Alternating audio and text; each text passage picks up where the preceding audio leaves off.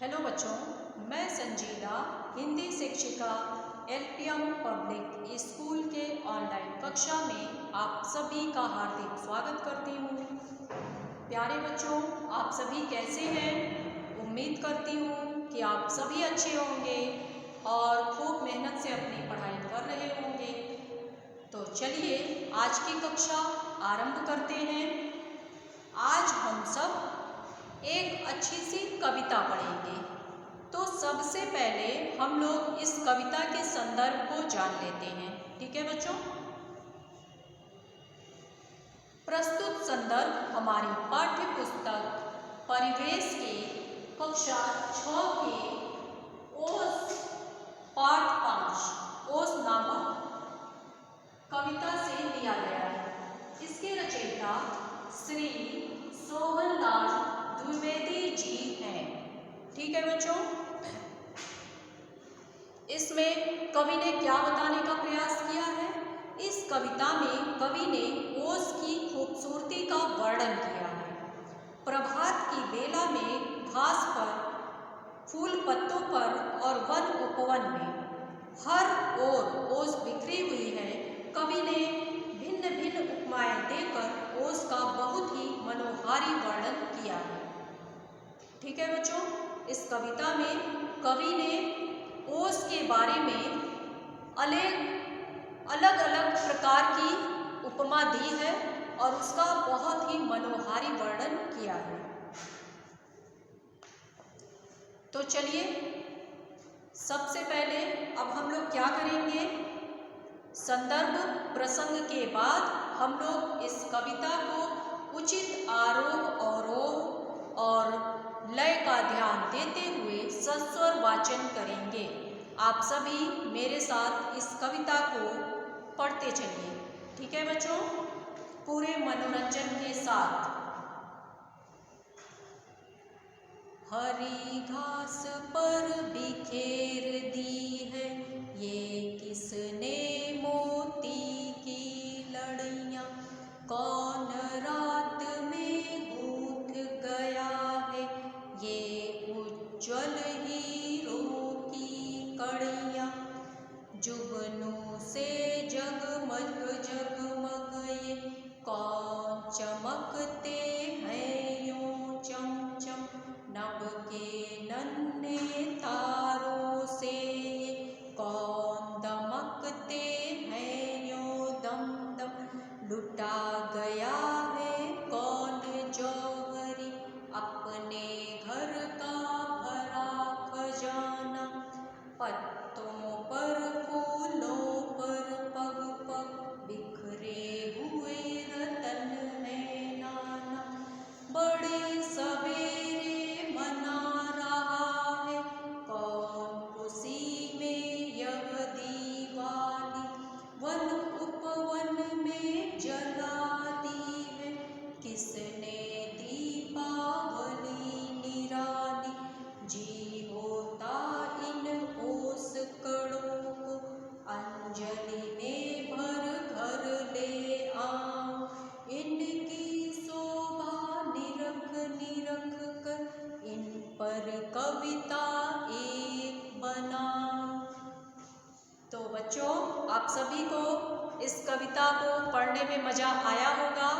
तो चलिए अब हम लोग इस कविता के अर्थ को जानने का प्रयास करते हैं कि कवि ने इस कविता के माध्यम से क्या बताने का प्रयास किया है। चलिए शुरू करते हैं। हरी घास पर बिखेर दी है ये किसने मोती की लड़ियाँ, कौन रात में गूंथ गया है ये उज्ज्वल हीरो की कड़ियाँ। लड़ियाँ का अर्थ होता है कतार, माला। ठीक है बच्चों, जैसे मोतियों की माला। और गूंथना का अर्थ होता है माला बनाना। जैसे माला को हम लोग धागे में गूंथते हैं, वैसे गूंथना का अर्थ होता है माला बनाना। उज्ज्वल का अर्थ होता है सफ़ेद और कड़ियाँ, कड़ियाँ का अर्थ होता है श्रृंखला। ठीक है, तो चलिए अब इसका अर्थ देखिए। इसमें कवि ने यह बताने का प्रयास किया है कि जाड़े का मौसम है और प्रभात का अर्थ होता है सुबह के समय ओस की जो बूंदें हैं ऐसा प्रतीत हो रही है मानो हरी हरी घास पर किसी ने मोती की माला बिखेर दी है, या ऐसा लगता है मानो किसी ने चमकते हीरों की कोई श्रृंखला तैयार कर दी हो। ठीक है बच्चों, एक बार फिर से देखिए। कवि ने कहा है कि जाड़े का मौसम है और सुबह के समय घास पर ऐसा प्रतीत हो रहा है मानो ओस की बूंदें जो है वो मोती की माला के समान लग रही हैं और किसी ने हीरों की श्रृंखला बनाकर इस घास पर बिखेर दिया है। दूसरा देखिए, जुगनू से जगमग जगमग ये कौन चमकते हैं यूं चमचम, नभ के नन्हे तारों से ये कौन दमकते हैं यूं दम दम। जुगनू तो आप सभी जानते हैं, रात में चमकता है, जानते होंगे बच्चों।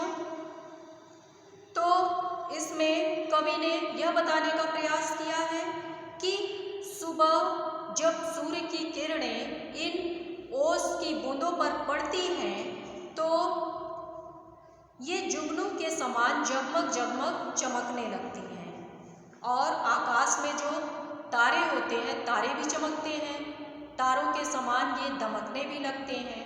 ठीक है, इसमें कवि ने बताया है कि जब सुबह के समय सूर्य की किरणें ओस की बूंदों पर पड़ती हैं तो यह जुगनू के समान चमकने लगती हैं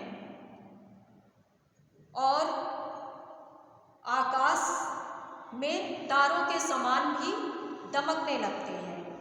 लुटा गया है कौन जौहरी अपने घर का भरा खजाना, पत्तों पर फूलों पर पग पग बिखरे हुए रतन है नाना। इसमें कवि ने बताया है कि पत्तों पर, फूलों पर और कदम कदम पर ऐसा लगता है मानो किसी, जौहरी का अर्थ होता है जो बहुमूल्य रत्नों को परखने वाला होता है, ऐसा प्रतीत होता है मानो किसी जौहरी ने अपना पूरा खजाना लुटा दिया हो।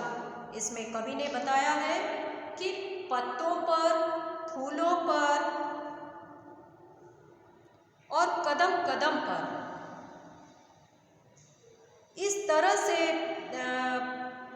लग रहा है मानो किसी जौहरी ने अपना पूरा खजाना लुटा दिया हो।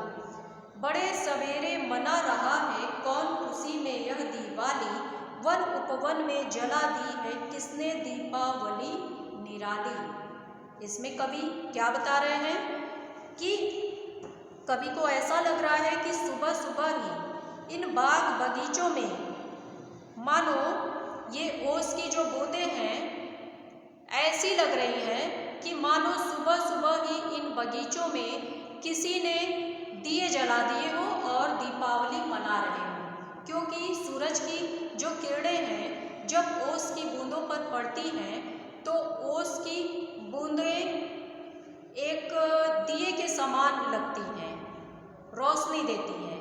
तो कवि बता रहे हैं कि ऐसा मालूम पड़ रहा है कि जैसे किसी ने सुबह सुबह ही इस बगीचे में दिए को जलाकर दीपावली बनाई है। ठीक है बच्चों, अगला देखिए। जी होता इन ओस कड़ों को अंजलि में भर भर ले आऊं, इनकी शोभा निरख निरख कर इन पर कविता एक बनाऊं। ओस कड़ तो आप लोग जानते ही हैं, और अंजलि का अर्थ होता है, अंजलि नहीं अंजलि, अंजलि का अर्थ होता है दोनों हथेलियों को मिलाकर बनाने वाली मुद्रा।